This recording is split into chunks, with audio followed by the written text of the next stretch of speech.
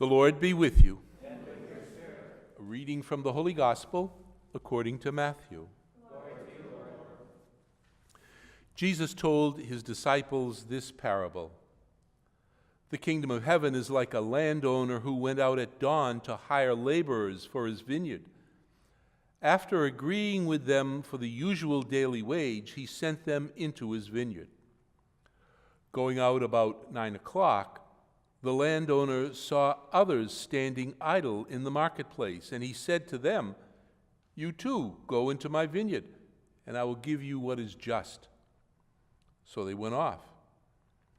And he went out again around noon and around 3 o'clock and did likewise.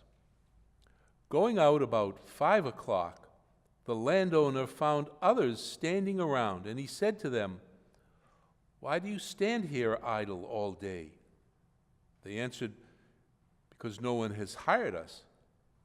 He said to them, "You too go into my vineyard." When it was evening, the owner of the vineyard said to his foreman, "Summon the laborers and give them their pay, beginning with the last and ending with the first." When those who had started about 5 o'clock came, each received the usual daily wage. So when the first came, they thought they would receive more, but each of them also got the usual wage. And on receiving it, they grumbled against the landowner, saying, "These last ones worked only 1 hour, and you have made them equal to us, who bore the day's burden and the heat." He said to one of them in reply, "My friend, I am not cheating you. Did you not agree with me for the usual daily wage? Take what is yours and go. What if I wish to give this last one the same as you? Or am I not free to do as I wish with my own money? Are you envious because I am generous? Thus the last will be first, and the first will be last." The Gospel of the Lord. Praise to you, Lord Jesus Christ.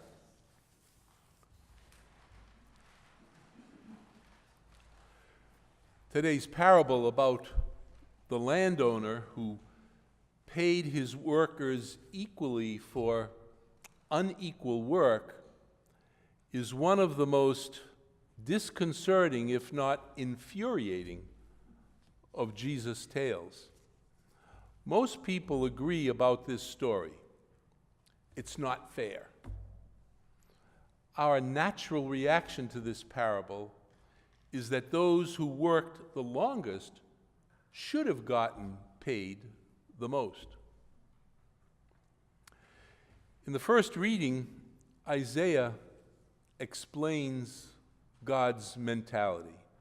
As high as the heavens are above the earth, so high are my thoughts above your thoughts. The lesson here is that God doesn't see things from our point of view. And so Jesus used this parable to provide some hints about God's perspective. What does he say? Jesus likens the kingdom of heaven to a person, a living, breathing, decision-making landowner who gives to everyone equally. Are the apostles who listen to this parable being called to be this kind of person? Are we?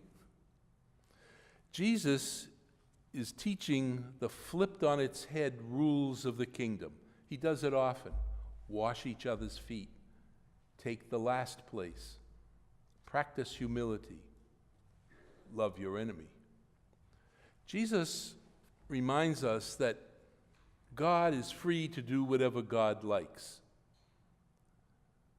Am I envious because God is generous to someone else? Do I resent people who seem to be less deserving or seem to have less skin in the game, as it were? Which workers in this gospel do you relate to?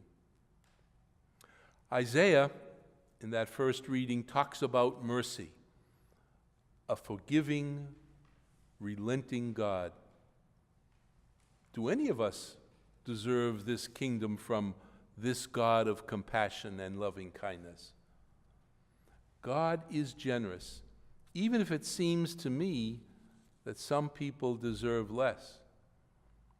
Today's parable isn't about what I'm worth. It's about what my neighbor's worth.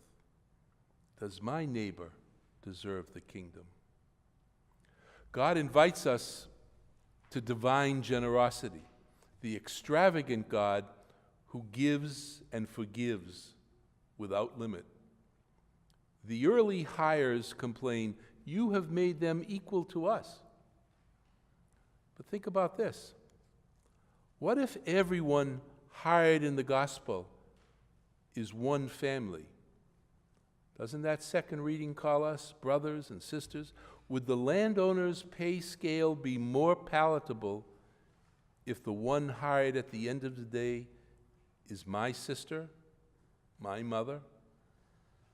Would we feel more lenient? The landowner promises to pay what is just, but on a pay scale that we don't anticipate or even use ourselves. God is good to all, generous to a fault, extravagantly merciful, allowing rain on the good and the bad. God seeks out workers for his kingdom constantly. Today's readings are an invitation for us to go looking for God's forgotten ones, to treat them not with a human standard of fairness, but with a holy abandon of love, with compassion and unearned generosity. Why? Because on the cross, we have seen the effects of bottomless compassion, thoughts very much unlike our own.